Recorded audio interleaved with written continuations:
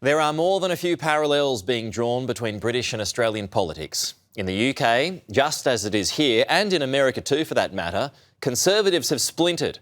Polls, including our own fresh one out today, show a drift right to one nation, just as Nigel Farage has seen with his Reform UK party. And as we reported yesterday, Farage is continuing to pick off disaffected Conservatives. The former Home Secretary Suella Braverman, the latest to make the switch.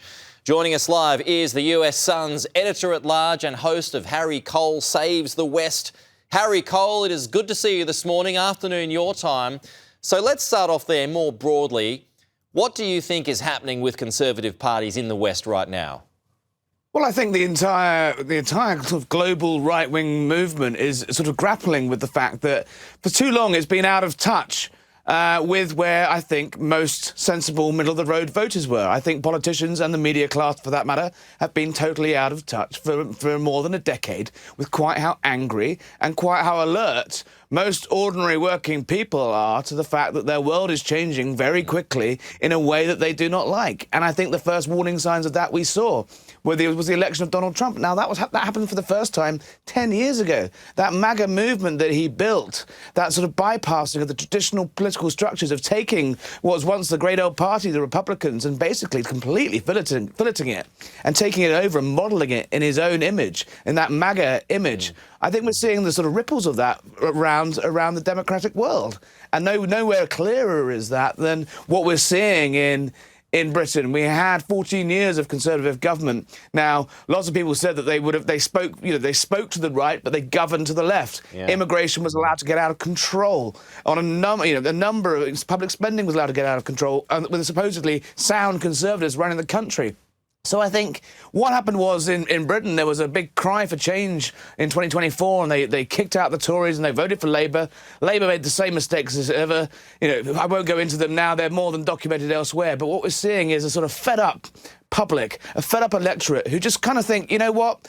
The old guys have done it one way and they messed it up. The new guys have come in and done it another way and they've messed it up. Why not give it a go? Why not give Nigel Farage a whirl? Why not spin the dice, or sorry, spin the wheel, to mix my metaphors there, in a little bit like we saw with Trump. People are just saying, you know what?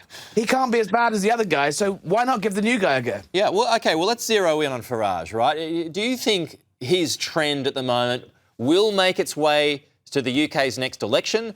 Or is there a shelf life to this kind of movement while the Tories sort themselves out?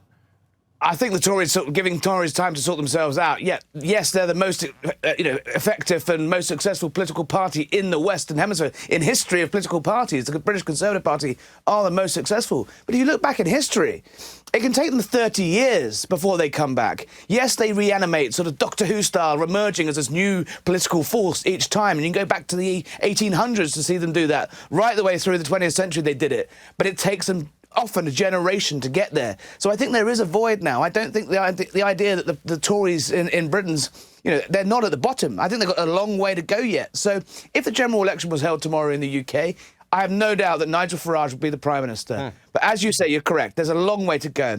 Is there a natural ceiling? But the way that the political system works in Australia and Canada and in the United Kingdom, in fact, is you don't need 50%. You only need 30%.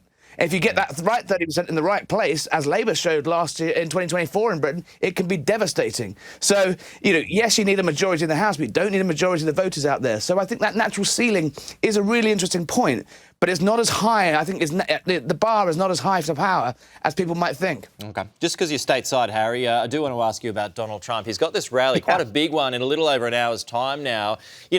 As we know with Trump, this is where he's most comfortable. He's got his speech, he veers off, he's got the weave, so to speak. What's today all about? Is it getting his messaging back on track, away from Minnesota, etc.? I think away from Minnesota for sure, though. I suspect he will face questions, if not tonight in Iowa, certainly tomorrow morning when he's giving another speech in D.C. where he's announcing these big checks, these Trump accounts for basically any child born in modern America will have a sort of a government-backed trust fund announced. What he really is focusing is on that affordability, on that cost of living issue. It's the economy, stupid. He's got to get back onto that. This is the midterm year. If he loses the House, he's going to spend the next 2 years, the last 2 years of his presidency, fighting off daily impeachments, and, you know, all of those committees reopening inquiries into his family businesses, you name it, he'll be in the dock once again. So it's vital for the Republicans that they hold the House at the midterms. And Donald Trump's staff in the White House, Susie Wiles, the Chief of Staff, has been desperately trying to get him back focusing on that affordability issue. He said it's a Democrat hoax, and he goes, as you say, wayward off on things and says that the US economy is A++++++. Well, US voters and US workers aren't feeling that right now. Because so it's vital. He needs to show that he gets it. Because he was supposed to run on America First, right? So do you think there's been too much of a focus on foreign affairs, whether it's Iran, whether it's Venezuela, and there's just been too much of a focus on this rather than hip pocket issues?